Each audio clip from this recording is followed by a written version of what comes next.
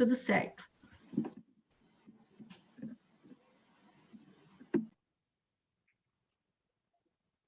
Já vamos iniciar, tá, Ana? Você mesmo vai apresentar? Sim, aham. Tá bem.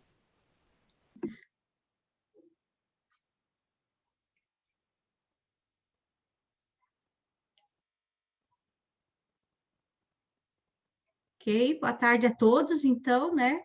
Já estamos aí no nosso horário. Então, boa tarde a todos, um prazer estar aqui com vocês para discutir e olhar aí para o artigo de vocês. Eu acho que só está faltando, o Gilson está aí, o Gilson vai apresentar, né, Gilson? É você mesmo, ok? E eu acho que só está faltando o Michael, que não está presente, eu não sei no apoio aí do Congresso se ele justificou.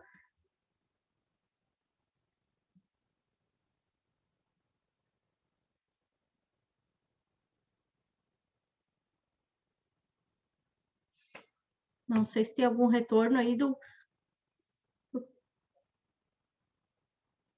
o pessoal aí do Congresso está pedindo para os autores e mediadores se apresentar, tá? Então, eu vou fazer a mediação aqui, tá, pessoal?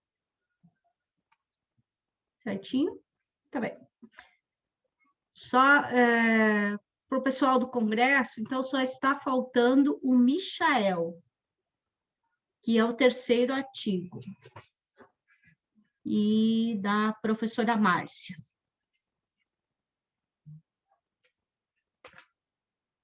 Ok? Bom, então nós vamos iniciar a apresentação.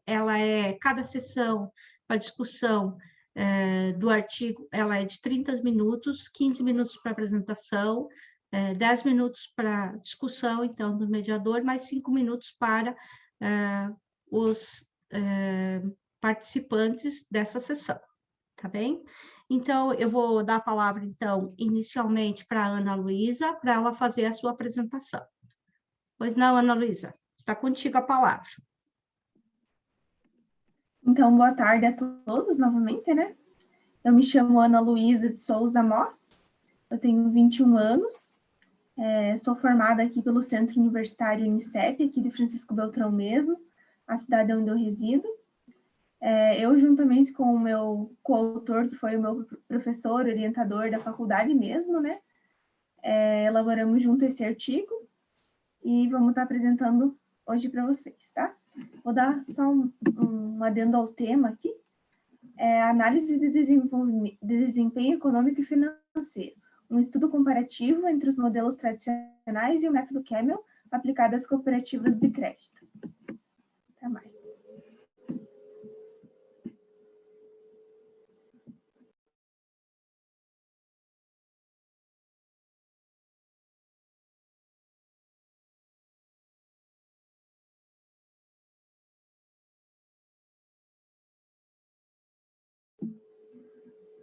Professora Ieda... Oi, você está me ouvindo? Agora sim.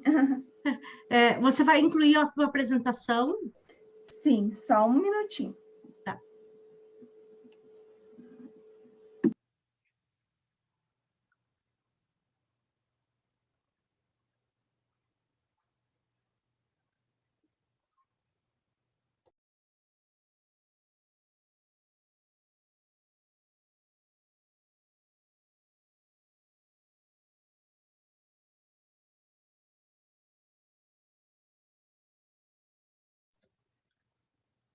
Só se puder colocar a Ana no modo apresentação. Sim, só um minutinho. Vocês já estão vendo minha tela? Sim, estamos. Então, voltando um pouquinho, né? Já dei início ao tema. Quem está junto comigo hoje é o meu coautor, né? Diego Grau de Santi, que está aqui ouvindo a gente também. Então, vamos dar início. Eu vou dar Coloquei uma agenda aqui para dizer bem certinho o que eu vou falar, né? Mas é bem resumido mesmo, vocês já devem ter dado uma lida, né? Então, eu vou passar um pouco da introdução, a questão da pesquisa, o meu objetivo geral, a justificativa do trabalho, os procedimentos metodológicos, a análise dos dados e a conclusão. Então, aqui, como uma introdução do meu trabalho, eu coloquei um pouco da importância, né, que as cooperativas de crédito têm hoje, né, no mercado, que elas são instituições financeiras e estão aí presentes, né, disputando com os bancos privados, enfim, colocando de forma igual, né, no mercado financeiro. Então, justamente eu quis trazer isso para colocar esse tema para medir se elas estão realmente cumprindo esse papel, né, na sociedade, se elas estão conseguindo fazer com que os produtos e serviços funcionem da mesma forma que funcionam no banco privado, né? Então, por isso que a gente achou interessante trazer isso, né, para ver se elas estão cumprindo essa função. Então, como questão da pesquisa, a gente colocou aqui, considerando a importância de conhecer a eficiência das cooperativas no intuito de proporcionar os benefícios almejados pelos cooperados, tem-se como problema desta pesquisa: qual o nível de desempenho econômico e financeiro de 3 cooperativas de crédito que atuam no estado do Paraná no período de 2016 a 2019. Então, o objetivo geral é analisar o desempenho econômico e financeiro das cooperativas de crédito por meio dos indicadores tradicionais e do método CAP. Então, um pouquinho dos procedimentos metodológicos. Quanto aos objetivos, foi classificado como descritivo, né, pois visa descrever o resultado das análises das variáveis. Quanto ao problema de pesquisa, classifica-se como quantitativa, pois foi calculado os indicadores, né? Um pouco da coleta de dados. Então, a gente selecionou 3 cooperativas de crédito centrais que atuam aqui no estado do Paraná. Então, é a Central das Cooperativas de Crédito Unicob, que é o Cicobi, Cooperativa de Crédito com Interação Solidária Central Cressol Bazar, e Cooperativa de Crédito Poupança e Investimentos dos Estados Paraná, São Paulo e Rio de Janeiro, Central Sicredi. Então, elas foram escolhidas por conveniência. O método utilizado na coleta de dados foi documental, pois foi analisado as demonstrações contábeis dessas cooperativas de crédito, extraídas lá de dentro do Banco Central. O procedimento e a tabulação e apresentação dos dados. Então, primeiramente, foi utilizado os recursos computacionais para organizar, né, os dados, selecionado os dados das demonstrações contábeis de cada cooperativa de crédito, separado por ano, e, por fim, foi calculado os índices através da ferramenta Excel. Os procedimentos para análise e interpretação de dados. Então, essa pesquisa foi feita uma análise descritiva dela, porque foi analisado e interpretado os resultados dos cálculos dos indicadores tradicionais e da metodologia CAP. Então, na verdade, se encaixa como descritiva, né, pois foi analisado os resultados dos cálculos dos indicadores. Então, a delimitação do nosso estudo foi em 3 cooperativas de crédito centrais, que atuam no estado do Paraná, sul do Brasil, no período de 2016 a 2019. Diante do segmento de instituição financeira, foi extraído do site do Banco Central a relação de todas as cooperativas de crédito que funcionam no país, e foi selecionado 3 dessas. Então, eu vou passar um pouquinho a análise dos dados. Então, eu vou só dar um breve resumo aqui nas 3 cooperativas de crédito, né, que é o Cicobi, a Cressol e o Sicredi. Aqui tem um pouquinho da história deles. Análise dos dados agora. Então, aqui na minha tela vocês podem ver os indicadores tradicionais, primeiramente, né? Aqui é os indicadores de rentabilidade. Então, vocês podem analisar comigo aqui, que quanto maior esse resultado desse indicador, melhor, certo? Então, aqui a que apresentou os melhores resultados, no giro do ativo, por exemplo, foi o Sicredi. Na margem líquida foi a Cressol, na rentabilidade do ativo foi a Cressol também, e na rentabilidade do patrimônio líquido, a Cressol também. Dos indicadores de liquidez, a que apresentou o melhor resultado na liquidez imediata foi o Sicobi, a que apresentou o melhor resultado na liquidez seca foi o Sicobi, na liquidez corrente foi também o Sicobi, e na liquidez geral foi o Sicobi também. Então, esse também é um indicador que quanto maior, melhor, né? O índice de liquidez. De endividamento, esse é o contrário, né? Quanto menor, melhor. Os melhores resultados, então, foram do Sicobi, na participação de capital de terceiro sobre os recursos totais. Capital de terceiro sobre o capital próprio, que teve melhor resultado também foi o Sicobi. E na participação das dívidas de curto prazo sobre o endividamento total, também foi do Sicobi. Então, analisando como um todo aqui, aqui a cooperativa central que melhor teve resultado nos indicadores tradicional foi a Central Sicobi. Okay? Agora, olhando na outra metodologia que a gente aplicou, né, que é a metodologia Camel, que essa foi criada especificamente para instituições financeiras, a gente pode analisar, primeiramente, que melhor teve resultados foi o Sicredi, nesse gráfico que é geral, né? A gente consegue analisar isso. Então, lá dentro da metodologia Camel tinha vários indicadores também, né? Como o tradicional, que media desde a parte da carteira de crédito, os produtos, as receitas, enfim, toda a parte que engloba mais especificamente para a instituição financeira, né? Então, essa foi a Central Sicredi daí que obteve os melhores resultados. Aqui é separado, né, por cooperativa. Então, aqui mostra o capital, o gerenciamento, a lucratividade, a liquidez, os ativos. Então, quanto oscilou de cada uma. Eu só fiz um breve resumo naquele gráfico anterior para fazer um resumo de todas. Então, por isso a importância de analisar através desse outro método, né? Que foi elaborado especificamente para a instituição financeira. Então, a gente conseguiu um outro resultado, né? Que, aparentemente, através dos cálculos, a que melhor teve os resultados, então, foi a Central Sicredi. Então, os indicadores tradicionais são mais utilizados para medir a eficiência econômica e financeira de empresas. Então, como nesse trabalho foi utilizado cooperativas de crédito, que são instituições financeiras, foi preciso, no momento do cálculo dos indicadores de rentabilidade, utilizar as sobras e perdas em vez de lucro, né? E receitas de intermediação financeira em vez das vendas.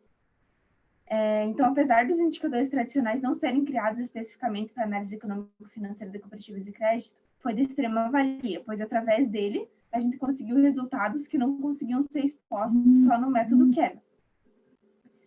E então, o método Camel, que foi elaborado especificamente para instituição financeira, na sua fórmula que tinha também lucro líquido, também foi utilizado o valor de sobras e perdas, por se tratar de cooperativa de crédito.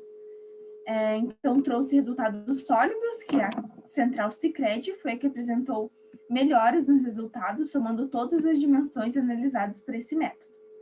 E a Sicobi Central Unicobi, em segundo lugar, quase se equiparando com os resultados da Central Cressol Basel.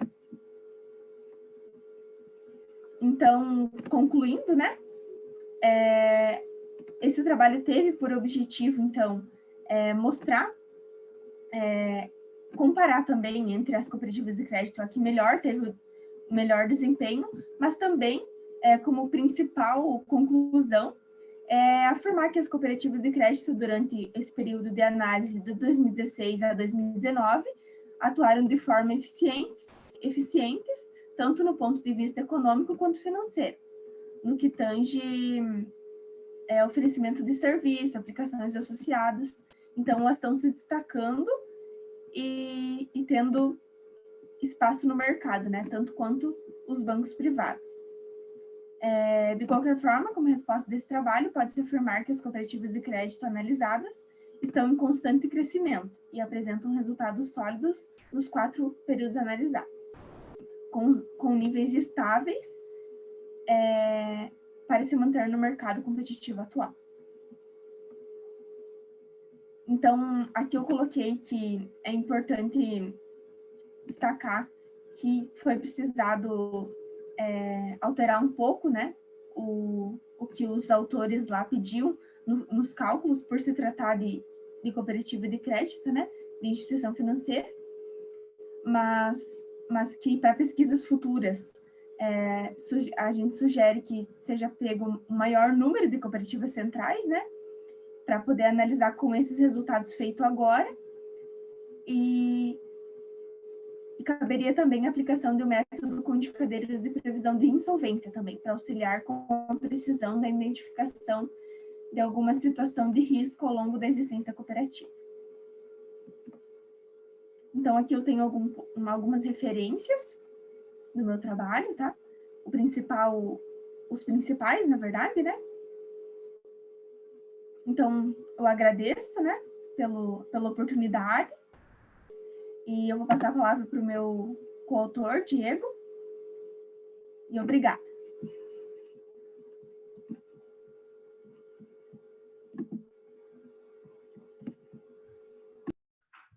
Ok, Ana. Muito bem, a apresentação é muito legal, muito boa. E está aí um fruto do estudo da nossa querida Ana, que foi me orientando no ano passado, em 2020, e está aí o fruto do TCC, né, que foi transformado em artigo e foi aí apresentado junto ao Congresso da USP. Foi um trabalho árduo, né, Ana, onde você teve um desempenho, a gente deu uma coordenada nos esforços para mediar, mas foi tudo fruto do trabalho da nossa querida Ana Luísa. Um trabalho que mostrou um comparativo entre os modelos tradicionais, com o modelo Câmbio, comparando entre as instituições financeiras, mostrando os aspectos, né, e variáveis que influenciam dentro de uma análise financeira. Acho que se os membros aí, junto com a professora Ieda, que está mediando, e algum membro que tiver alguma pergunta sobre o trabalho, fique à vontade, professores. Ok. Obrigada, Diego. Obrigado, parabéns, Ana Luísa, pela sua apresentação. Eu vou fazer algumas considerações em relação ao seu trabalho e depois a gente pode abrir aí também para os nossos colegas que estão aí também participando da sessão, tá? Bem, todo o trabalho, ele deriva aí do fruto, né? O fruto de todo um desenvolvimento intelectual que você, Ana, juntamente com o seu orientador, teve que desenvolver aí para chegar nesses teus resultados, né? E o estudo, ele faz isso, né? Então, parabéns pela iniciativa também de estar apresentando os resultados do teu trabalho num evento nacional que, sem dúvida, aí vai marcar aí o teu crescimento intelectual também dentro da tua jornada. Bem, eu vou fazer algumas considerações, Ana e Diego, com o intuito, com o objetivo, né, de vocês melhorarem aí a tua publicação, que provavelmente você vai querer levar isso, talvez para um trabalho publicado numa revista ou num periódico, né? Bom, bem, Ana, uma coisa que eu senti falta dentro do teu trabalho, principalmente na parte da introdução, é você melhorar um pouquinho mais a tua introdução para um contexto mais atual, tá? Quando você chama a atenção para o contexto das cooperativas, para demonstrar a relevância do teu estudo, eu acho que você poderia trazer um autor mais atual, tá? do que Gonçalves e Braga, apesar de que ele pode estar inserido, porque ele tem um vínculo com o teu trabalho, mas trazer um autor que seja mais recente, ele pode ajudar para você aí para demonstrar a relevância do teu estudo, tá? Outra coisa que eu percebi, assim, que eu senti a necessidade, dentro da parte da tua introdução, é de você incluir o que é o método Camel, porque ele vem dentro do teu trabalho, dentro da fundamentação teórica, e, aliás, você tem toda uma forma de mensuração do teu trabalho, isso é muito interessante, muito legal, mas você tem que trazer, porque você tem ali no título. Então, assim, o título vai chamar a atenção. Quem vai olhar o título, vai olhar a introdução, vai buscar na introdução para saber exatamente o que você está pesquisando. E o método Camel pode ser uma contribuição importante do teu trabalho para o desenvolvimento aí de outros trabalhos também. Então, o que você diferenciou? Você diferenciou porque você trouxe um modelo diferente para discussão. Então, esse é um ponto que você poderia trazer aí para o teu estudo também, tá? Uma outra questão que talvez seria importante você olhar para o teu problema e para o teu objetivo do teu trabalho, né? Porque quando você fala do teu problema de pesquisa, você fala no estado do Paraná, né? Então, assim, daí para você pensar o quão é importante o estado do Paraná constar dentro do teu problema. Tá? Então, assim, se isso você vai fazer um contexto depois dentro dos resultados da tua pesquisa, para você ter aí dentro do teu problema também. Então, esse é um outro ponto para você olhar. Dentro da tua fundamentação teórica, quando você apresenta um modelo tradicional, com os indicadores, com as fórmulas, a partir de Matarazzo, etc., né? Eu acho que você dedica um espaço muito grande.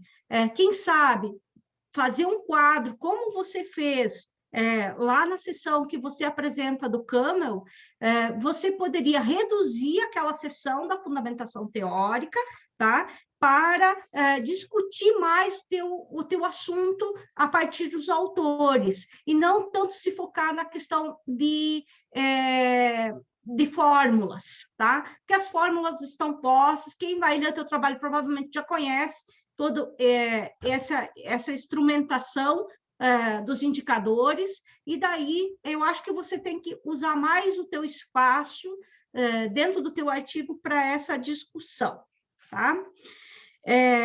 Outro ponto também que eu acho que seria interessante para uma futura contribuição do teu trabalho é ampliar a discussão dentro do método Camel, tá? Que eu acho que é um diferencial do teu trabalho. E um outro tópico que eu acho que seria importante você pensar dentro de uma possível publicação é o que é que o teu trabalho ele avança em relação ao trabalho do Carreiro e Cunha, de 2008, que é um dos autores que você tem suporte dentro da tua literatura, e também a partir de Bernardino et al., 2017. Eu acho que, se você olhar para esses dois trabalhos e trazer eles para discussão, ali nas tuas discussões e depois na tua contribuição do teu estudo, você pode fazer e olhar para essa lacuna, deixar mais clara essa lacuna de estudos, que tem pouco e que o teu estudo pode estar incluindo aí entre esses estudos que olha para outros modelos, além do modelo tradicional de olhar para os indicadores econômico-financeiros. Tá? Então, esses seriam alguns dos apontamentos que eu fiz dentro do teu trabalho, e te desejar aí um sucesso aí também na tua jornada, né? Você tem 21 anos, então aí tem toda uma trajetória que você vai percorrer, e espero que a tua formação acadêmica ela se amplie aí para outros trabalhos também. Tá? Eu vou abrir aí também para os nossos colegas que estão presentes na sessão, se alguém gostaria de fazer alguma pergunta aí para a Ana e para o Diego.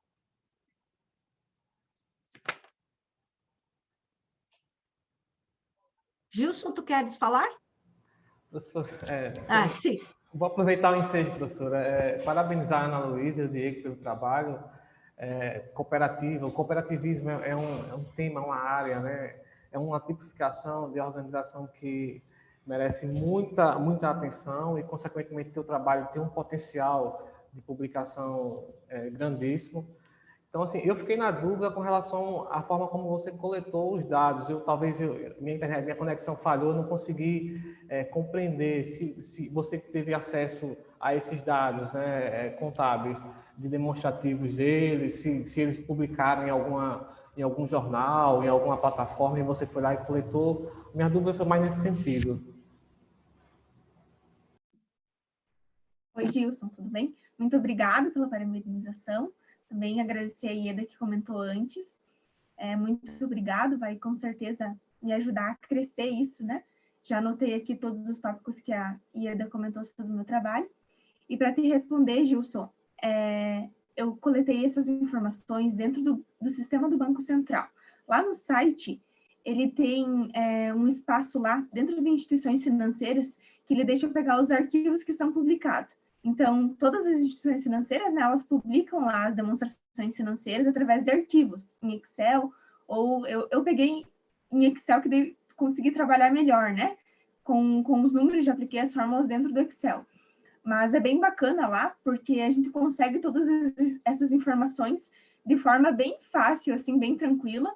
Então, eu fui direto na cooperativa que eu queria, baixei o arquivo em Excel mesmo, de cada ano, né?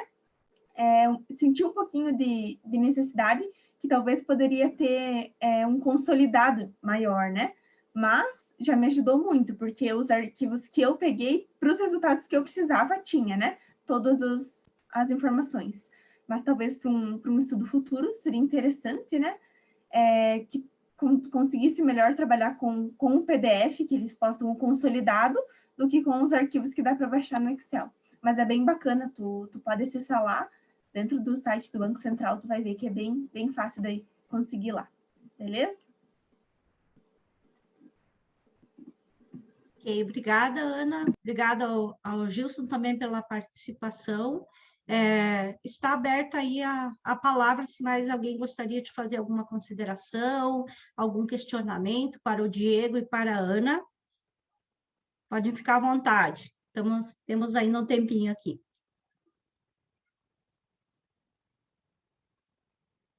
Mais nenhuma consideração, então, a gente agradece aí a Ana e ao Diego pela participação, por estarem presentes nesse momento, né, de estar divulgando aí os resultados, então, do seu estudo, tá? Parabéns e continuem conosco, tá bom? Na sequência, então, eu vou dar andamento aqui às nossas apresentações e eu vou passar, então, a palavra agora para o Gilson, né? O trabalho do Gilson, do Paulo Roberto e da Renata, que eles são da Universidade Federal da Paraíba e que estão aqui, então, nos presenteando aí com um estudo também que trabalhou os indicadores e também a legitimidade, o isomorfismo, né? Pois bem, Gilson, a palavra está com você, pode ficar à vontade aí para a sua apresentação. Ok, professora, obrigado. Vocês estão conseguindo visualizar? Sim, só coloca, Gilson, por gentileza, no modo apresentação. Certo. Cliquei aqui, estou aguardando. Estou aguardando, mas ele não está... foi agora? Agora sim, agora sim. Pronto, então vamos lá, né?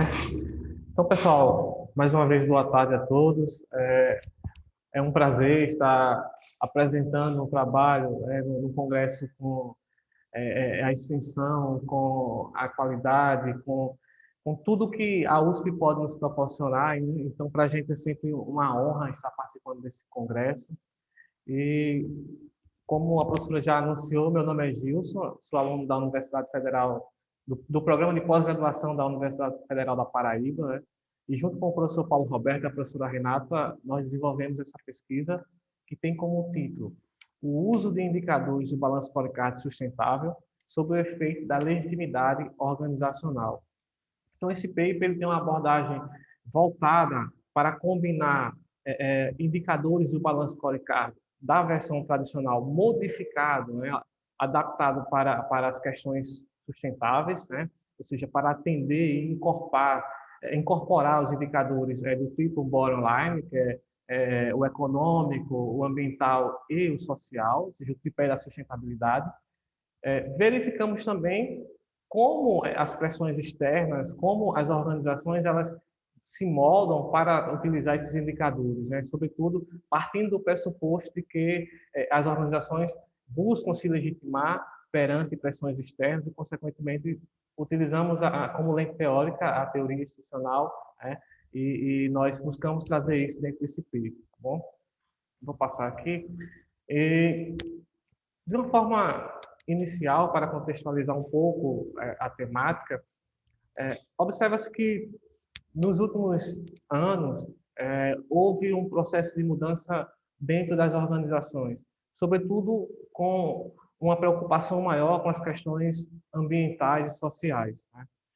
Tendo em vista que em países mais desenvolvidos essa preocupação ela já está um pouco mais avançada, né? Eles já têm desenvolvido pesquisas e, consequentemente, dando respostas a essas questões ambientais e sociais de uma forma um pouco mais séria do que no nosso contexto, no nosso cenário nacional. E diante dessa preocupação, desse contexto, surgem os sistemas de controles, né? Porque as organizações precisam integrar dentro de suas estratégias indicadores, estratégias sustentáveis que envolvam o econômico, o ambiental e o social, mas precisam de mecanismos, de artefatos, de instrumentos de gestão que potencialize a implementação dessas estratégias. E, nesse sentido, a busca de utilização de sistemas de controles gerenciais, ele tem como objetivo fazer com que essas organizações elas vinculem as suas estratégias empresariais, né, com as estratégias sustentáveis, mantendo-se competitivas, né? Ou seja, criando valor em toda a sua cadeia produtiva e, consequentemente, sendo competitiva dentro do mercado. Dessa forma, o balanço scorecard, em sua versão tradicional, como o Norton e Kaplan já traziam, né, adaptado à questão às questões sustentáveis, né, ou seja, o balanço scorecard sustentável, ele vem trazer a possibilidade dessas organizações integrarem os objetivos e estratégias sustentáveis e sociais, ou seja, ambientais e sociais, com as estratégias financeiras e econômicas da organização, fazendo com que as estratégias que são definidas lá no nível hierárquico maior, elas possam ser comunicadas para todos os níveis da organização e, consequentemente, esses objetivos definidos no alto escalão, na alta hierarquia, eles possam ser materializados em ações dentro do contexto organizacional. Então, o balanço scorecard sustentável adotado nessa pesquisa, ele leva em consideração a integração de indicadores econômicos, ambientais e sociais dentro das quatro perspectivas do BSC, certo? Adaptado para atender aos anseios da sustentabilidade. Optamos por essa metodologia ao invés de criar uma nova perspectiva específica para incluir indicadores ambientais e sociais. E, partindo desse pressuposto de que o balanço scorecard sustentável ele é uma ferramenta de integração das questões ambientais e sociais dentro das organizações, tendo em vista que vincula em suas perspectivas esses indicadores, usamos como lente teórica para realizar esse estudo a teoria institucional, partindo do pressuposto de que as organizações elas se moldam para atender às pressões sociais, normativas e do mercado.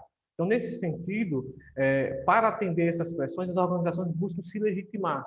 Então, utilizamos como forma de verificar essa legitimação, o isomorfismo, dentro de suas três tipicidades: o isomorfismo normativo, coercitivo e unimétrico. Então, partindo desse pressuposto, buscamos identificar como o isomorfismo afeta, influencia na utilização de indicadores do balanço scorecard sustentável. Então, o objetivo do estudo é verificar como o isomorfismo afeta o uso de indicadores de desempenho baseado no balanço scorecard sustentável, e para atender a esse objetivo, para alcançar esse objetivo de pesquisa, foi conduzida uma pesquisa do tipo descritiva, né? Foi utilizado como procedimento um survey, ou seja, com o auxílio de questionário estruturado, e foi utilizado também uma abordagem quantitativa, né, tanto na coleta de dados quanto no tratamento dos dados. Tá bom? Outro ponto de destaque da pesquisa é que o universo da pesquisa foi composto por 91 organizações e empresas cadastradas na FIEP, ou seja, Federação de Indústria do Estado da Paraíba. Agroindústria, ou seja, a gente pegou o setor agrícola e subclassificou, subdividiu em agroindústrias. A FIEP, ela tem uma listagem de empresas do setor agrícola e, consequentemente, nós precisamos realizar um trabalho de triagem para que pudéssemos identificar e selecionar apenas as agroindústrias. Então, totalizaram 91 organizações. A amostra da pesquisa correspondeu ao acesso aos questionários, né? Ou seja, foi enviado o questionário aos gestores dessas organizações, certo? Via e-mail, e obtivemos 43 respostas. Dessas 43, 2 questionários vieram incompletos. Consequentemente, a amostra da pesquisa correspondeu a 41 respostas dos gestores dessas empresas. Então, a amostra teve caráter não probabilístico. As variáveis da pesquisa foi mensurada a partir da escala do tipo Likert, de 5 pontos, ou seja, vai de 1 a 5, discorda totalmente, e 5 concorda totalmente. E o instrumento de coleta ele foi adaptado, certo? E foi dividido em 4 partes. Então, a primeira parte do questionário foi composta por questões demográficas, né, e questões relacionadas à organização, sobretudo em relação ao tamanho da organização, como variável de controle. A segunda etapa foi verificado, foi tentado identificar, captar, né, os indicadores de desempenho adotados pelas organizações dentro das 4 perspectivas do BSC sustentável. A terceira etapa do questionário foi utilizada de forma suplementar, para que a gente pudesse identificar a utilização desses indicadores. E aí, para identificar qual a utilização desses indicadores, utilizamos como base um modelo de alavanca de Simons, né? O controle diagnóstico e o controle interativo, justamente para tentar fazer uma triangulação com a ideia do paper, do estudo. E a última etapa do questionário buscou verificar qual tipo de isomorfismo influenciava na utilização dos indicadores, tá bom? Se era isomorfismo mimético, coercitivo ou normativo. Os dados foram tratados a partir do teste de correlação de Spino, mediante o teste de normalidade, né? Os dados não têm normalidade, então a gente usa o teste não paramétricos. Bom, foi também utilizado o teste Q quadrado para verificar a associação entre o tamanho da entidade e o uso dos indicadores. Bom, e, por fim, foi realizado o teste da análise fatorial confirmatória para identificar como o isomorfismo ele tem afetado, ele influenciou na utilização dos indicadores na percepção dos gestores. Tá bom? A gente tentou condensar isso pela análise fatorial. Então, dentro dos resultados, a gente percebe na tabela 1, né, que indica o perfil, as variáveis demográficas da organização, a gente percebe que dos respondentes, 78% da amostra, vocês conseguem visualizar aqui, 78% da amostra corresponde a gerentes de contabilidade. Bom, e com relação ao grau de instrução, a gente percebe que 68% possuem nível superior. E isso tem uma implicação no sentido de que os níveis de compreensão dos sistemas de controle e, consequentemente, de indicadores podem ter uma maior eficácia, né? Então, o nível de instrução, o grau de instrução do gestor corrobora para que os indicadores sejam utilizados de forma mais eficaz dentro da organização. Eles tinham maior compreensão também sobre o sistema de controle, tá bom? E a idade média dos respondentes está em torno de 29 anos e o tempo de experiência 7 anos e 7 meses. Né? Outro ponto de destaque foi com relação à variável de controle, tamanho da empresa. Nós utilizamos como métrica a classificação do IBGE, né, que ela define lá de 0 a 99 empregados, né, micro e pequenas empresas, de 100 a 500 empregados, médias, e acima de 500 empregados, grandes empresas. Então, a gente percebe que dentro das empresas que participaram do estudo, 23 correspondem a micro e pequenas empresas, 12 a médias empresas e 6 a grandes empresas. Bom? Com relação à identificação dos indicadores dentro das perspectivas do balanço scorecard sustentável, foi possível identificar que as empresas elas detêm indicadores ambientais e indicadores sociais. E destacaram alguns indicadores, como no âmbito social, oportunidade de emprego, redução de custos com acidente, práticas de cidadania e distribuição de lucro. Com relação aos indicadores ambientais, mais citados foram o uso, né, ou seja, a realização de investimentos em tecnologias, ou seja, para tentar minimizar o efeito de poluentes no meio ambiente, bom? Reorganização de processos, sobretudo na intenção de utilizar uma logística reversa, de reciclar material utilizado na venda de produtos, né? Ou seja, é um ciclo do produto que ele vai para o cliente e volta para ser reutilizado. Boas práticas de consumo, né? Bem como uma conscientização entre seus colaboradores.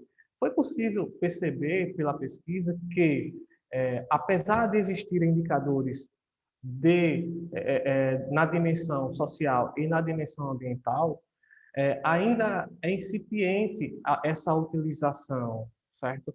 Porque ficou nítido que existe uma ênfase em indicadores financeiros, sobretudo porque essas organizações, em sua maioria de micro e pequenas empresas, elas possuem uma ênfase no resultado de curto prazo. O investimento em ações ambientais e sociais, eles têm uma perspectiva de longo prazo. Então, o foco no curto prazo faz com que essas organizações, ou melhor, são uma das causas, ou podem ser uma das causas, né, que fazem com que essas organizações elas, tenham uma incipiência em investimentos em indicadores ambientais e sociais, em detrimento dos indicadores financeiros, tá bom?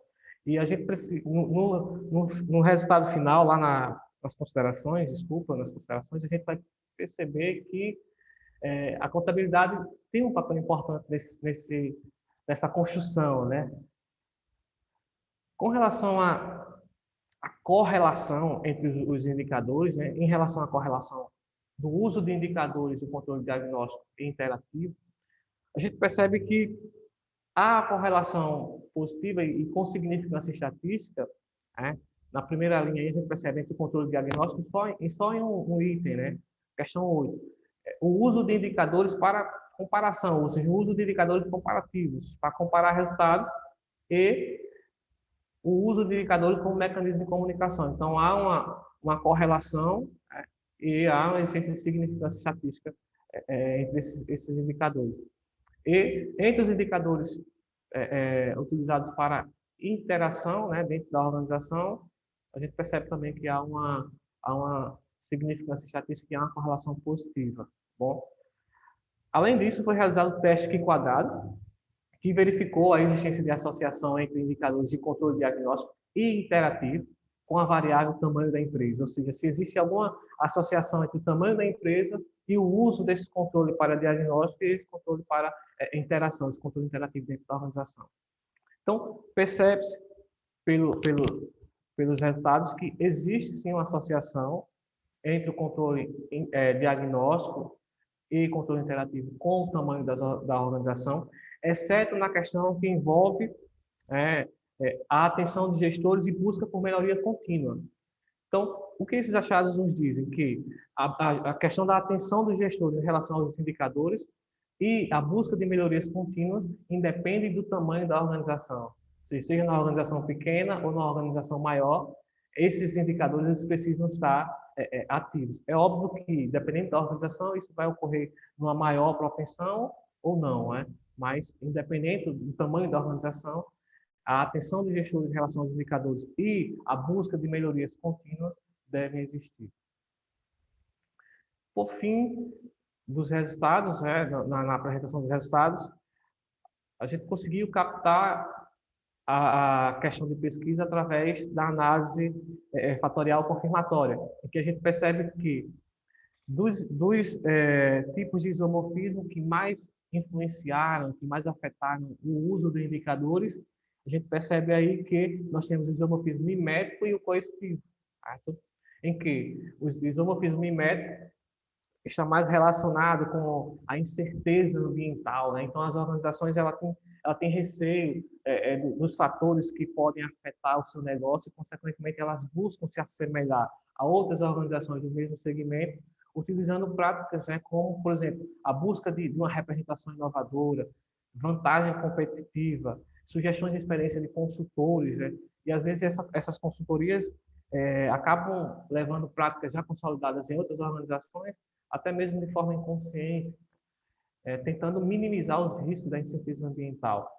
Já com relação aos fatores coercitivos, percebe-se que a imposição dos stakeholders e a pressão dos stakeholders e clientes, fornecedores, né, técnicas consolidadas em concorrentes, bem como o cumprimento de normas ambientais, exercem uma influência coercitiva para que as organizações utilizem indicadores ambientais e, no caso, também sociais. Bom? Então, a gente percebe que o isomorfismo mimético e coercitivos foram os isomorfismos que mais afetaram a utilização de indicadores pelas organizações. Como consideração final, a gente percebe pelos resultados que há uma predominância de métricas dentro da dimensão econômica, né, levando em consideração o triple bottom line do tripé da sustentabilidade, bom, e bem como com a ênfase em resultado de curto prazo. Bom, outro ponto de destaque, já como insight para pesquisas futuras, pode estar relacionado com as características, né, da estrutura de propriedade dessas organizações, por serem, em sua maioria, de natureza familiar, certo? De grupo familiar, bem como com a incipiência no debate das questões relacionadas ao meio ambiente e questões sociais no âmbito do Brasil, né? Talvez, se tivéssemos leis, regulamentos mais rígidos, as organizações, sobretudo desse setor, né, o setor agrícola, elas tivessem uma maior atenção, né, com esses indicadores e implementassem ações responsivas, né, para com o meio ambiente e para com a sociedade. O outro ponto de destaque que eu queria levantar é que os achados denotam a necessidade da contabilidade em evidenciar que é possível adotar práticas sustentáveis e aumentar a competitividade no mercado. Isso por quê? Porque alguns gestores têm muito receio se irão conseguir obter retorno sobre os investimentos em questões ambientais e sociais.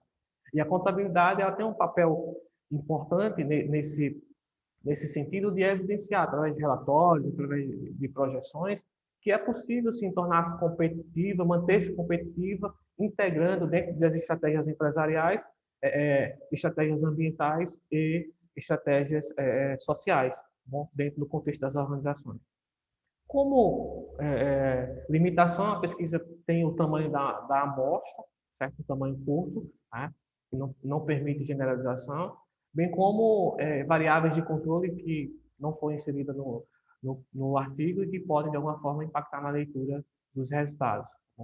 Como sugestão de pesquisa futura, a expansão desse estudo para todo o Brasil e, consequentemente, buscar identificar os estágios de implementação do uso do balanço scorecard sustentável, né?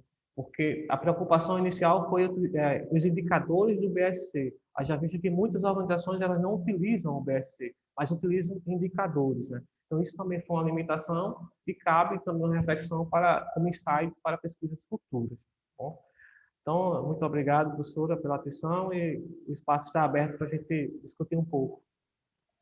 Obrigado, Gilson. Obrigado pela apresentação, por seguir aí também a questão, cuidar também a questão do tempo, tá? Bom, primeiramente, Gilson, parabéns pela tua apresentação, também para o Paulo e para a Renata pela produção do artigo. tá? Eu vou fazer algumas considerações, igualmente, como eu fiz antes com o trabalho da Ana Luísa e do Diego, tá?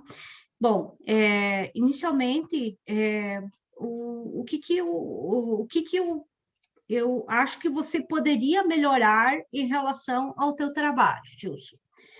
Quem sabe você melhorar o alinhamento dele em relação ao tipo de trabalho que você desenvolveu, tá?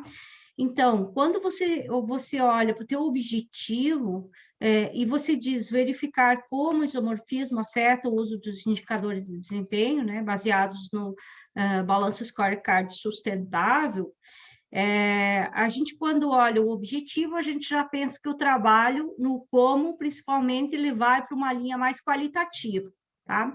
E eu verifiquei que o teu trabalho, enfim, você foi buscar um problema de pesquisa que tem um enquadramento metodológico de resposta por parte do teu respondente, do teu público-alvo, em relação à pesquisa quantitativa, que foi uma survey, 41 respondentes, né, que você teve ativos aí na sua base.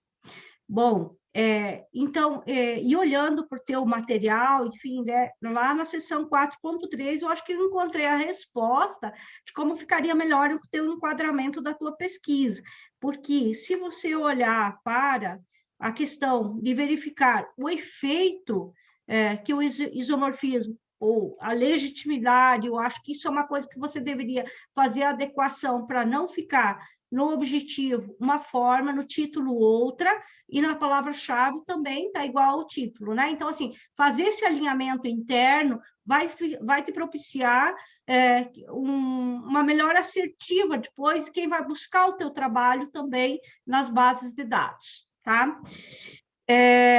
Bom, então, entendo que o teu problema de pesquisa, ele passa a ser, então, qual o efeito, né, que o isomorfismo ou a legitimidade afeta o uso dos indicadores, tá? Então, esse é um ponto que eu gostaria de te sugerir como ajuste. Outro ponto também, lá no teu referencial, você traz a tua tabela 2, onde você tem algumas dimensões que você encontra por parte de outros autores e sugere alguns indicadores. Quem sabe, Gilson, nessa tabela 2, talvez seria interessante você incluir também os autores de onde saiu esses indicadores, né? Provavelmente saiu dos estudos anteriores, pelas quais. Isso é uma coisa que, para mim, não ficou claro, porque quando você foi para o teu questionário, você já levou os indicadores prontos para eles responderem? Sim, sim. Só que eu deixei uma parte em aberto para eles incluírem eventuais indicadores que surgiram, que eles tinham e que não estavam na lista. Ah, tá. Isso é importante porque é sempre uma necessidade, às vezes, porque quando a gente vai falar sobre indicadores, os indicadores, eu entendo que eles hoje estão muito numa linha personalizada. E quando a gente vai para a empresa, então, provavelmente tem algum indicador que a gente não está, às vezes, observando ou não consta na nossa lista e eles podem informar. Então, esse detalhe é bem importante para você justificar alguns indicadores, então, que surgiram aí nesse teu trabalho. Outro ponto que eu gostaria de colocar para você lá na parte na parte que você fala sobre o teste do Q quadrado, que é na página 13, e você indica, então, que para alguma dimensão, para algum indicador, não existia associação do tamanho da empresa, né? Para a maioria dos indicadores de controle interativo e controle diagnóstico, sim, mas para alguns não. Lá na página 16, quando você entra para o arremate desse tópico, na tua conclusão, parece que esse tópico fica em aberto, tá? porque você só menciona que há associação, mas não, meio que não justifica. Eu acho que você poderia fazer uma complementação em relação a esse tópico também, tá? Bom, uma outra sugestão também que eu gostaria de te dar, Gilson, quem sabe, incluir o teu questionário depois como um apêndice junto ao teu trabalho, se você for publicá-lo, né? Que eu acho que esse é um caminho que a gente inclui aí depois da apresentação do Congresso. Bom, por quê? Porque eu entendo que ele pode ajudar os leitores também a entender a tua pesquisa e também, quem sabe, uma futura replicação, porque o conjunto de indicadores sempre, às vezes, ele diverge para setores, enfim, né? E eu entendo que essa característica do BSC sustentável, que você olhou, nas dimensões que você olhou, econômico, financeiro e social, econômico, financeiro, social e ambiental, ele tem uma característica ainda que a gente precisa evoluir dentro desse processo, né? E uma coisa também que eu acho que talvez, Gilson, você poderia melhorar em relação ao teu estudo, seria em relação aos teus achados, no que essa pesquisa ela avança em relação aos teus estudos relacionados, os teus estudos observados.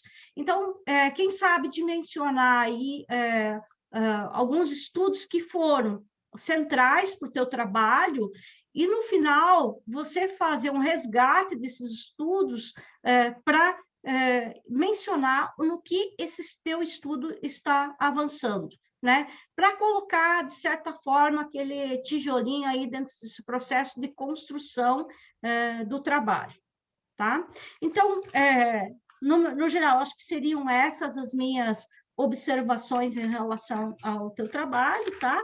E a gente vai passar aí, então, para os nossos colegas que estão aí nos assistindo também e abrir aí para possíveis perguntas, então, e contribuições em relação ao seu trabalho. Fica aberto aí o questionamento, por gentileza.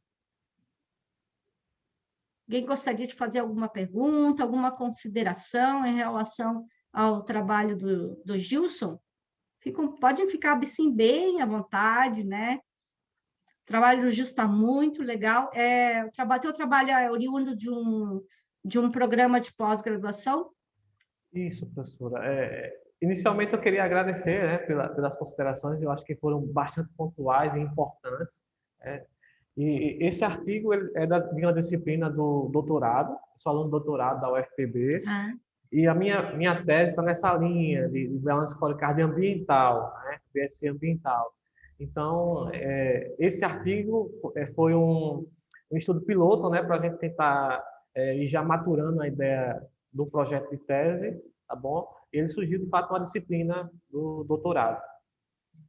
Legal, e eu verifiquei aí que você incluiu um fator adicional, né, que foram os controles interativos e os diagnósticos interativos a partir da percepção de Simons, né, e que vem contribuir um pouquinho aí também para a gente evoluir um pouco mais em relação a isso, já que tem toda essa discussão em torno dos indicadores que estão mais apropriados ou que têm uma percepção de que eles podem estar sendo personalizados a partir dos próprios controles das organizações, né? Então, parabéns aí, desejar sucesso aí para a tua pesquisa, para a continuidade do teu trabalho e depois para a finalização aí, depois também do teu trabalho, que vai ser na tua tese.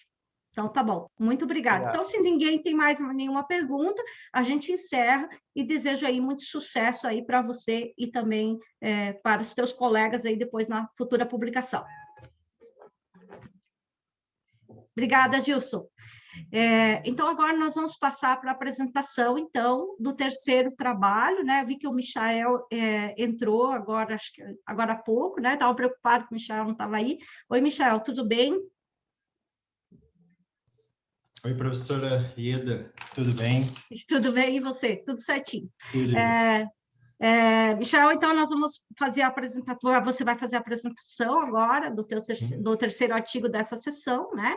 Então, você pode ficar à vontade aí para incluir a tua apresentação.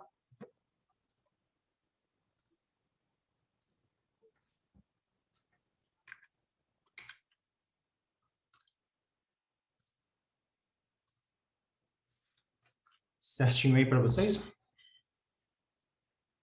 Joia.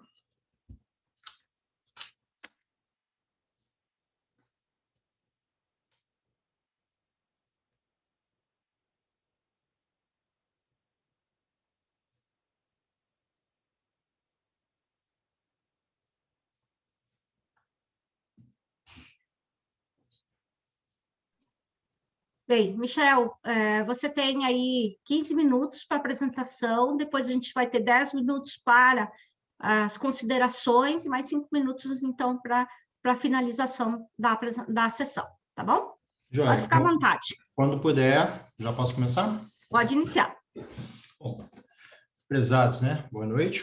O nosso trabalho, ele aborda, né, o impacto do tipo de propriedade, familiar ou não familiar, na relação entre Enterprise Risk Management, variáveis ambientais e desempenho. Esse artigo nasce de uma disciplina de doutorado, orientado pela professora Márcia Zanieves, e elaborado por nós dentro desse programa da disciplina. O objetivo do artigo foi avaliar o impacto do controle familiar na relação entre as variáveis contingenciais e o Enterprise Risk Management. O estudo se justifica, né, pelas contribuições teóricas que traz, né, ao ampliar as pesquisas sobre o RM, o desempenho e as empresas familiares. E ainda também pela importância da gestão de risco como uma preocupação fundamental, né, nas organizações, preocupação essa que é cada vez mais relevante no que se trata a gestão de risco dentro das companhias. As hipóteses foram estruturadas da seguinte forma. Baseado nos estudos de Gordon, Levsang, Lunar, Giacomozzi e Silva, de 2009, né, e 2019, respectivamente, além dos estudos de Adam, Soliman e Mantab, de 2021, nós carregamos ali, né, os resultados desses estudos e estruturamos as hipóteses da seguinte forma, que a exposição aos fatores contingenciais ambientais está relacionada positivamente ao uso do RM. Então, nós subdividimos essa hipótese em 3 subhipóteses que avaliam a incerteza ambiental e o uso do RM, a complexidade e o uso do RM e a concorrência setorial e o uso do RM. Em todos os aspectos, baseado nos estudos anteriores, esperava-se uma relação positiva. Em relação à moderação que o tipo de controle familiar estabelece ali na relação, e essa relação também esperada positiva entre as variáveis ambientais contingenciais e o uso do RM, foi estruturada, né, nas hipóteses, nas subhipóteses 2A, 2B e 2C, que, né, baseado também em estudos anteriores, como nós destacamos aqui de Anderson Ribby, de Broswell Peter e Glauca, Calmusa e Zera, de que essa moderação entre as variáveis ambientais e o uso do RM também é positiva. Então, nós replicamos aqui as mesmas variáveis, a incerteza ambiental e o uso do RM, a complexidade e o uso do RM e a concorrência setorial e o uso do RM. Desta forma, a pesquisa ela foi estruturada, né, como uma abordagem quantitativa, e ela teve como população as companhias listadas na B3. Para a amostra, foi selecionadas as empresas que apresentaram os dados para os cálculos da variável. A dependente, que é o RM, mensurado pelo RM Index, as variáveis independente e de controle de desempenho. As técnicas estatísticas utilizadas inicialmente foi a clusters analysis para identificar o tipo de controle familiar e não familiar, e também foi utilizado para rodar os resultados uma regressão de dados em painel. A base de dados foi a Refinitiv Econ, com algumas informações adicionais dos relatórios de RI, né, da relação de investidores, na própria B3. Aqui, nós trouxemos os principais resultados. Primeiro, né, dos 3 modelos de regressão que foi usado para avaliar a relação entre os fatores contingenciais e o uso do RMI. Então, nota-se que a relação positiva e significativa entre o RM e a incerteza ambiental, ela é confirmada no modelo 1, porém, já trago aqui um destaque importante, né, que deriva dos resultados desse estudo, é que a relação encontrada entre o RM e a complexidade nesse contexto, ela foi significativa, porém negativa. Ainda destacamos aqui que temos significâncias estatísticas do R². Então, só para destacar, no modelo 1, nós tivemos aqui um R² de 21,27%, no modelo 2, de 17,05%, já no modelo 3, de 60,23%. Além disso, algumas variáveis de controle utilizadas, como tamanho, crescimento, também têm suas relações significativas encontradas. Bom, aqui está a regressão que avalia as hipóteses 1. Para a hipótese 2, nós subdividimos também em 4 modelos, né? Aliás, em 3 modelos, temos aqui o modelo 4, 5 e 6, e aqui nós temos o efeito da moderação do tipo de propriedade nessa exposição aos fatores contingenciais. Então, novamente, aqui nós observamos a relação positiva e significativa entre o RMI e a incerteza ambiental confirmada. Aqui podemos só reforçar, né, essa variável mod 0 é a moderação entre a incerteza ambiental e o tipo de controle. E aqui observem que a complexidade, que antes tinha dado uma significância negativa, aqui ela já aparece positiva. Então, com o efeito da moderação do tipo de propriedade, a relação estatística significativa entre o RMI e a complexidade, ela foi confirmada. Também temos significâncias estatísticas do R², dos modelos 4, 5 e 6, que são, respectivamente, 21,39% para o 4, para o 5, 17,21% e para o 6, 60,63%. O último modelo que nós rodamos foi os fatores contingenciais combinados e o uso do RM, também condicionado a essa moderação do tipo de propriedade.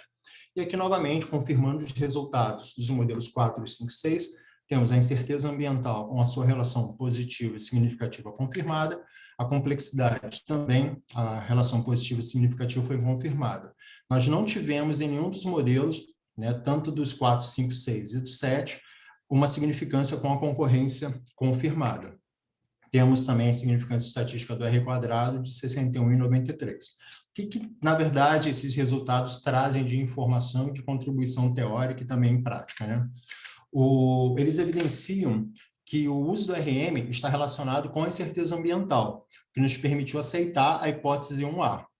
No entanto, contrariando as expectativas essas baseadas nos estudos anteriores que serviram de base para a formulação das hipóteses, concluiu-se que, pelo menos no contexto da amostra e do período investigado, quanto maior foi a complexidade empresarial e a concorrência, menor será o RMI, melhor será a gestão de risco. E aí, o que nos leva a rejeitar a hipótese 1B, né, 1B e 1C. Destaque-se 2 direções, né, para os resultados contraditórios. Uma é que o RMI pode não ser adequado para captar essas variáveis, ou a complexidade e a concorrência possuem atributos, né, atuais que necessitam ser mais bem observados pelos estudos que investigam sua relação com mecanismos gerenciais como o RM. Ainda, em relação ao tipo de controle, ali no contexto da moderação do tipo de controle, os resultados demonstraram que o uso do RMI está relacionado com a incerteza ambiental e a complexidade. Vocês podem lembrar que lá nós encontramos nos modelos 4, 5, 6 e 7 uma relação significativa e positiva para essas 2 variáveis. Isso permitiu inferir que, para o contexto analisado, o tipo de controle familiar ele modera a relação positiva entre a incerteza ambiental e o uso do RM, e a complexidade e o uso do RM. Então, aceita-se a hipótese 2A e 2B, porém, como não foi encontrada significância estatística com a concorrência, nós rejeitamos a hipótese H2C. Em relação ao desempenho, o artigo traz ainda um teste de sensibilidade em relação ao desempenho, e para essa amostra específica de empresas familiares, conclui-se também, através dos resultados, que o RM tem um efeito positivo sobre o desempenho de mercado. Bom, as limitações e pesquisas futuras que o artigo sugere. Primeiro é que ela apresenta as limitações, tais como a impossibilidade da generalização desses resultados. Nós analisamos apenas as empresas listadas na B3, e essa era a população, mas a amostra, apenas aquelas empresas que, dentro do contexto, tiveram os dados disponíveis para rodar todas as variáveis, dentro ali de um período de 2012 até 2019. Nós recomendamos, para pesquisas futuras, a investigação de outras amostras, possivelmente de países distintos, sendo realizada uma análise comparativa entre os diferentes contextos. Também investigar particularidades de países que podem impactar na eficácia do RMI. Ainda, uma pesquisa similar, utilizando-se outras variáveis contingenciais ou adicionando aí tais variáveis na presente análise, pode ampliar os estudos relacionados entre mecanismos gerenciais e as variáveis complexidade e concorrência, que são aquelas variáveis que tiveram ali seus resultados contraditórios aos estudos anteriores. Bom, esse é o artigo e os principais resultados, e me coloco à disposição de todos, e desde já agradeço essa oportunidade. Obrigada, Michael. Parabéns aí pela apresentação. Trata-se de um artigo muito interessante, né? Você vai na linha aí do impacto do propriedade familiar, e a relação que ele tem aí com o RM, né? Com Enterprise Risk Management, variáveis ambientais e desempenho. Parabenizar aí pelo artigo, pelo trabalho também, juntamente com a professora Márcia, né? Bom, eu vou fazer algumas considerações em relação ao teu trabalho, tá, Michael? Algumas observações que a gente, no olhar de avaliador, a gente inclui, tá? Então, assim, bem tranquilo, sabe? Eu vou fazer essas observações, depois você quiser também, eu posso passá-las por escrito, tá? Obrigado. E se quiser considerar ou não, né? Tá, muito bem. Então, o que eu percebi, assim, um pouco no teu trabalho, tá, Michel? Que você deveria avaliar se você não deveria fechar um pouco mais a sua literatura. Ela me pareceu um pouco ampla, e quando você vai para a tua discussão, eu senti uma dificuldade de você obter essa profundidade. Talvez depois, quando a gente não tiver uma limitação, talvez espaço, a gente consegue fazer isso melhor, tá? Um outro ponto também, que eu acho que você deveria deixar claro dentro do teu trabalho, é avaliar a característica de como que você quer discutir a literatura quando você aborda a questão da empresa familiar, tá? Tem alguns trabalhos, e eu posso te indicar também depois, que sugere uma diferenciação em relação à questão da concentração de propriedade, em relação ao tipo de gestão, né?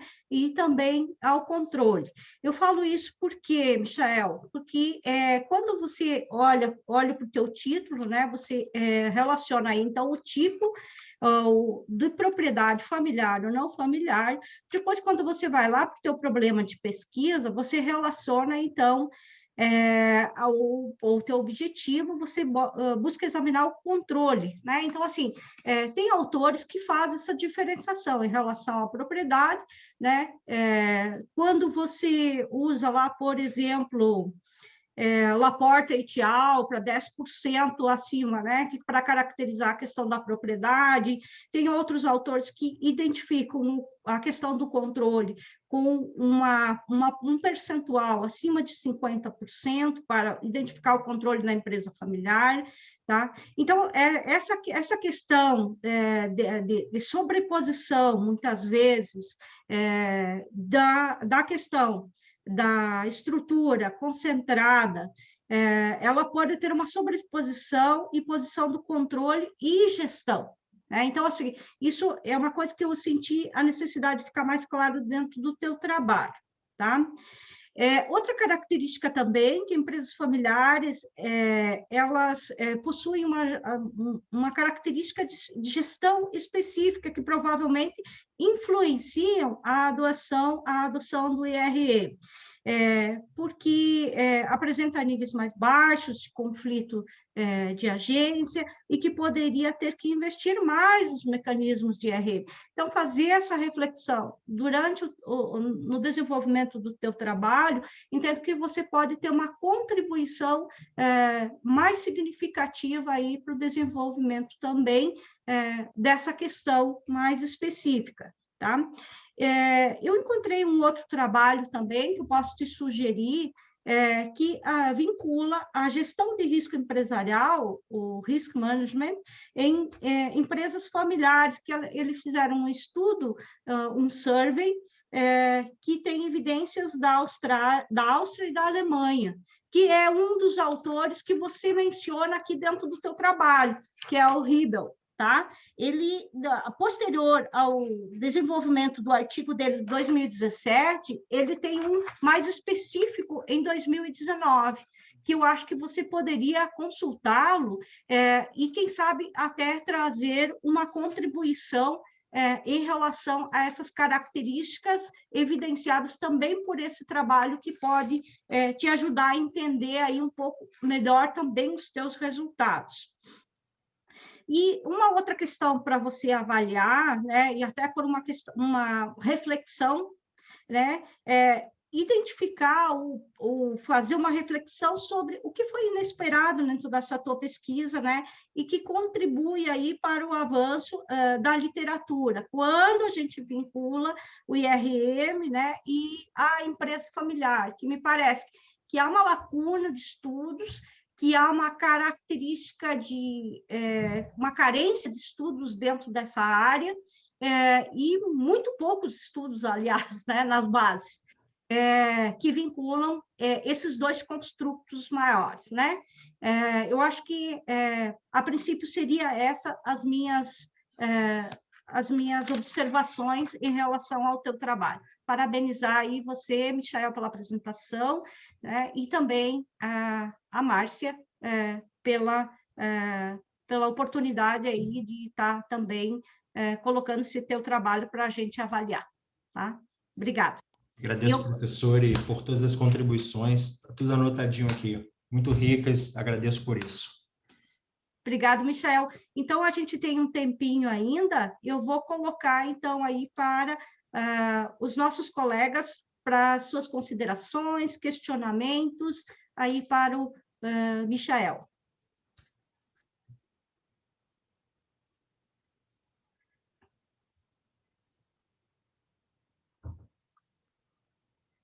Alguma contribuição, quem sabe trazer aí para o Michael, que ele pudesse até estar melhorando aí o trabalho dele.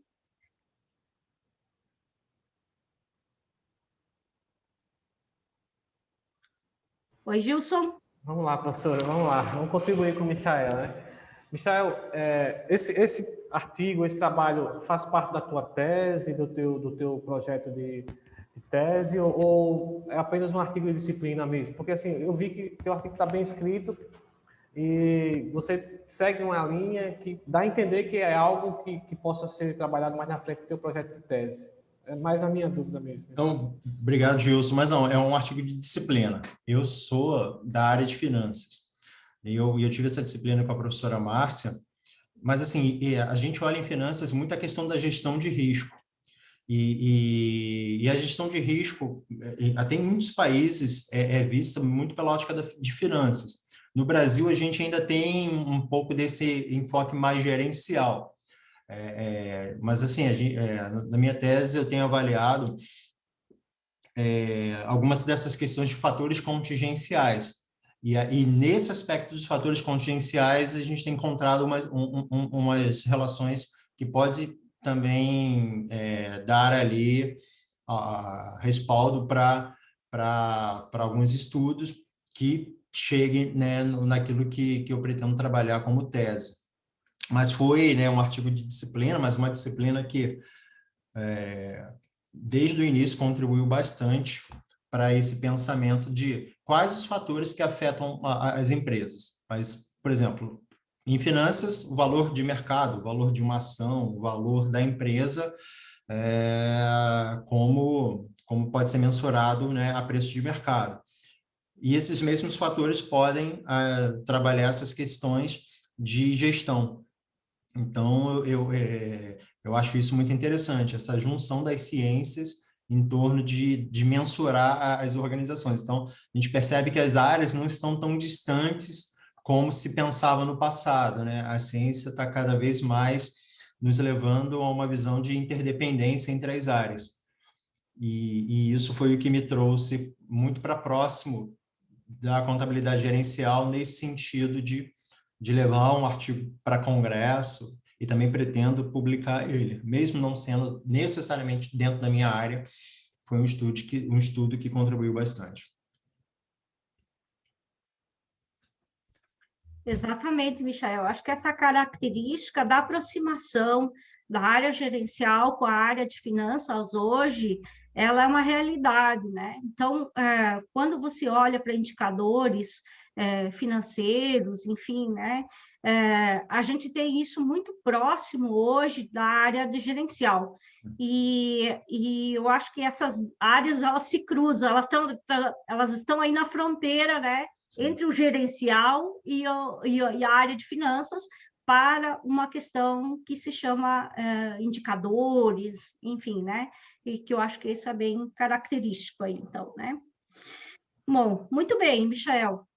Está aberta aí ainda a sessão para mais algum questionamento? Pode ficar à vontade aí os nossos participantes.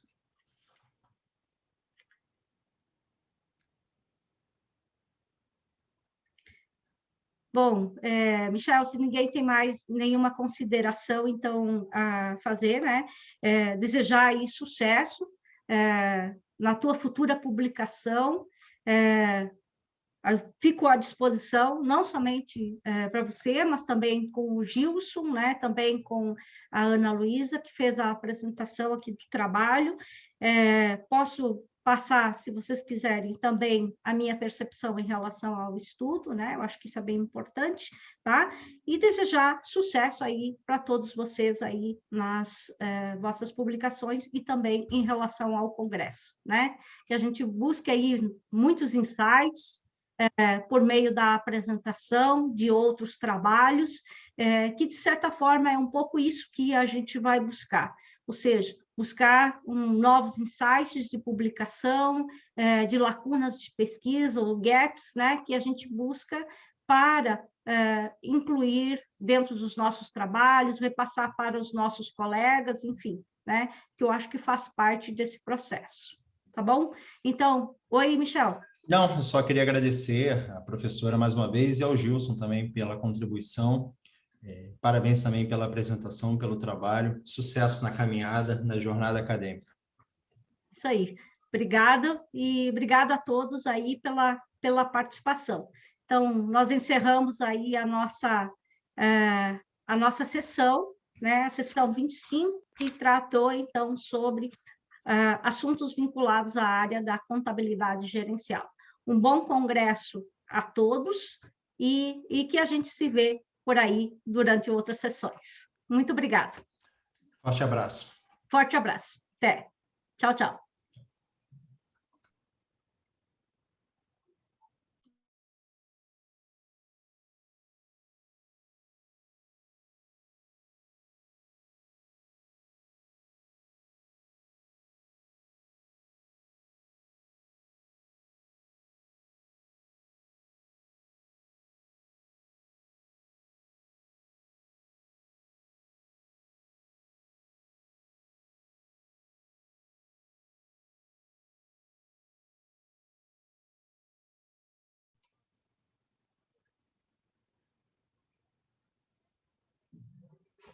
Oi, quem está aí no apoio do Congresso?